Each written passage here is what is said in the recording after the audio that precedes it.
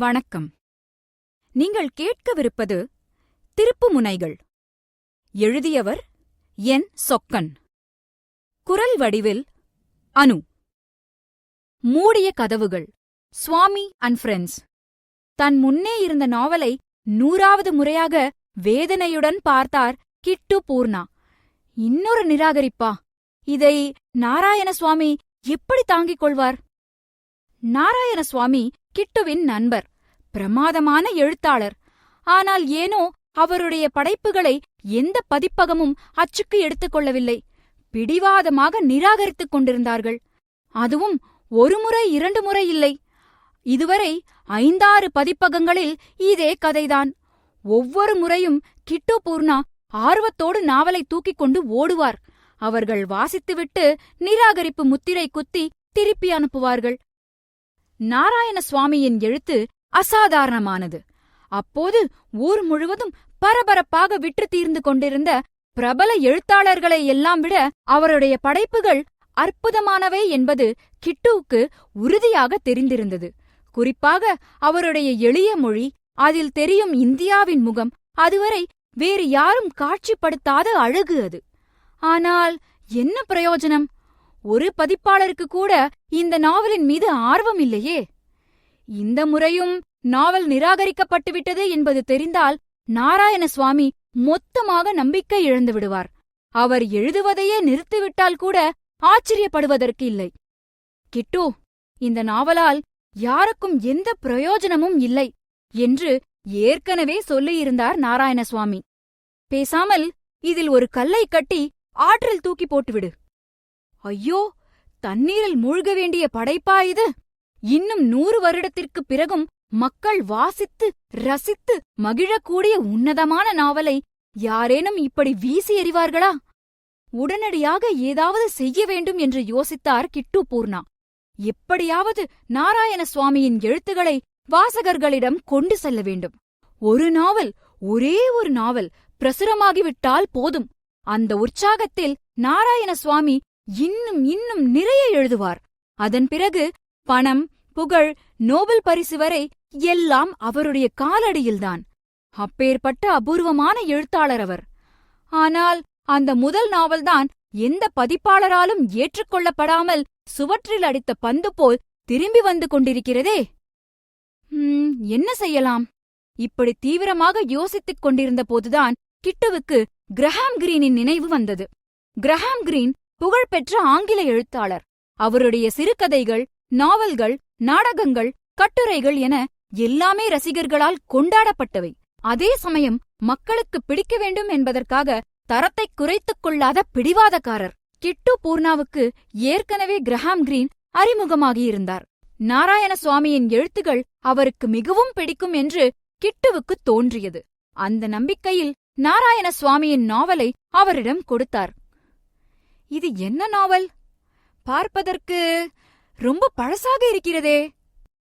கிட்டு பூர்ணா சங்கடமாக சிரித்தார். புது நாவல்தான், என் சிநேகிதர் எழுதியது. கிரஹாம் கிரீன் ரொம்ப பிஸியான எழுத்தாளர். கிட்டு பூர்ணா கொடுத்த அந்த நாவலை மேஜை மேல் வைத்துவிட்டு அப்படியே மறந்துவிட்டார். அதன் பிறகு நெடுநாள்களுக்கு அவர் அதை தொட்டுப் பார்க்க கூட இல்லை. பின்னர் ஒரு நாள் நன்றாக மழை பெய்து கொண்டிருந்த நேரம். கிரஹாம் கிரீன் எதேச்சியாக அந்த நாவலை கையில் எடுத்தார். நாராயணசுவாமியின் அந்த நாவல் அதுவரை பல பதிப்பாளர்களால் நிராகரிக்கப்பட்டிருக்கிறது என்ற விவரம் கிரஹாம் கிரீனுக்கு தெரியாது. கிட்டு பூர்ணா ஒரு விஷயத்தை சிபாரிசு செய்கிறார் என்றால் அது நன்றாகத்தான் இருக்கும் என்கிற நம்பிக்கையில் வாசிக்கத் தொடங்கினார். ஆனால் படிக்க ஆரம்பித்த சில நிமிடங்களுக்குள் நாராயணசுவாமி கிரஹாம் கிரீனை முழுமையாக கவர்ந்துவிட்டார். ஆர்வத்துடன் நாவல் முழுவதையும் படித்து முடித்துவிட்டுத்தான் கீழே வைத்தார் அவர். கொஞ்சம் பரவசம், நிறைய பிரமிப்புடன் அந்த நாவலை திருப்பிப் பார்த்தார் கிரஹாம் கிரீன். என்ன ஒரு மொழி நடை! ஆங்கிலத்தில் இப்படி ஒரு புத்துணர்ச்சி பொங்கும் எழுத்தை பார்த்து எத்தனை நாளாகிவிட்டது? உடனடியாக கிட்டு பூர்ணாவை அழைத்து விசாரித்தார் கிரஹாம் கிரீன். யார் இந்த நாராயணசுவாமி? இத்தனை நாளாக எங்கே இருந்தார்? இன்னும் என்னென்ன எழுதியிருக்கிறார்? இவருடைய எழுத்தில் வரும் அந்த கிராமம் நிஜத்திலேயே இருக்கிறதா? கிட்டு பூர்ணா மகிழ்ச்சியுடன் அவர் கேட்ட விவரங்களைச் சொன்னார். நாராயணசுவாமி இந்தியாவில் மைசூர் பக்கத்தில் இருக்கிறார். அற்புதமாக எழுதக்கூடியவர். ஆனால் ஏனோ அவருடைய நாவலை யாருமே பிரசுரிக்க மறுக்கிறார்கள். இதுவரை பல பதிப்பகங்கள் இதை நிராகரித்து திருப்பி அனுப்பிவிட்டார்கள்.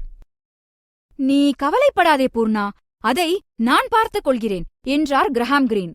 எனக்குத் தெரிந்த பதிப்பாளரிடம் சொல்லி இந்த நாவல் அச்சில் வெளியாவதற்கு நான் ஏற்பாடு செய்கிறேன். ஆனால் ஒரே ஒரு விஷயம். என்ன? நாராயண சுவாமி என்ற பெயர் ரொம்ப நீளமாக இருக்கிறது. இந்த பெயர் வாசகர்கள் ஞாபகத்தில் பதிவது கஷ்டம். என்ன செய்யலாம்? அவருடைய பெயரை நாராயண் என்று சுருக்கலாமா? இப்படியாக ராசிபுரம் கிருஷ்ணசுவாமி ஐயர் நாராயணசுவாமி என்கிற பெயர் ஆர்.கே. நாராயண் என்று சுருங்கியது. கிரஹாம் கிரீன் முயற்சியில் அவருடைய முதல் நாவல் சுவாமி அண்ட் ஃப்ரெண்ட்ஸ் வெளியானது. சுவாமியும் நண்பர்களும் நாவல் மால்குடி என்ற கற்பனை ஊரை மையமாக கொண்டு அமைந்திருந்தது. அடுத்தடுத்து வந்த ஆர்.கே. நாராயணின் நாவல்களும் சிறுகதைகளும் மால்குடியை, அங்கு வாழும் கற்பனை மனிதர்களை இரத்தமும் சதையுமாக சித்தரித்து புகழ் பெற்றன. பிரிட்டிஷ் வாசகர்கள் ஆர்.கே. நாராயணின் எழுத்தில் மயங்கிப் போனார்கள். அதுவரை வெவ்வேறு எழுத்தாளர்கள் இந்தியாவைப் பற்றி தீட்டியிருந்த மாயச் சித்திரங்களை எல்லாம் மாற்றி ஓர் யதார்த்த பார்வையை அறிமுகப்படுத்தின ஆர்.கே. நாராயணின் படைப்புகள். சென்ற நூற்றாண்டின் மிக பிரபலமான இந்திய எழுத்தாளர் என்று பார்த்தால் ஆர்.கே. நாராயண்தான். அவருடைய படைப்புகள் ஒவ்வொன்றும் சர்வதேச இலக்கிய வட்டாரங்களில் பரபரப்பாக பேசப்பட்டன, விவாதிக்கப்பட்டன. இந்த தலைமுறையிலும் அவரை வாசித்து மகிழ்கிறவர்கள் ஏராளமான பேர். இத்தனைக்கும் ஆரம்பம் அந்த முதல் படைப்பு. அது எத்தனை முறை நிராகரிக்கப்பட்டது என்கிற கணக்கு கடவுளுக்குத்தான் தெரியும். கிரஹாம் கிரீன் என்கிற சரியான நபரின் கண்ணில் படும் வரை ஆர்.கே. நாராயணின் அற்புத எழுத்தும் கூட நிராகரிப்புச் சுமையோடு காத்திருக்க வேண்டியிருந்தது. வாழ்க்கையில் பல சந்தர்ப்பங்களில் நாம் மூடிய கதவுகளை சந்திக்க வேண்டியிருக்கிறது. அவற்றை தட்டி பார்க்கலாம், மோதி பார்க்கலாம். திறக்காவிட்டால் நம்பிக்கை இழக்க வேண்டியதில்லை. இன்னொரு கதவை முயற்சி செய்யலாம். எத்தனை முறை நிராகரிக்கப்பட்டாலும் சரி, தொடர்ந்து முயன்றால் நமக்கான கதவு நிச்சயம் இருக்கும், நிச்சயம் திறக்கும்.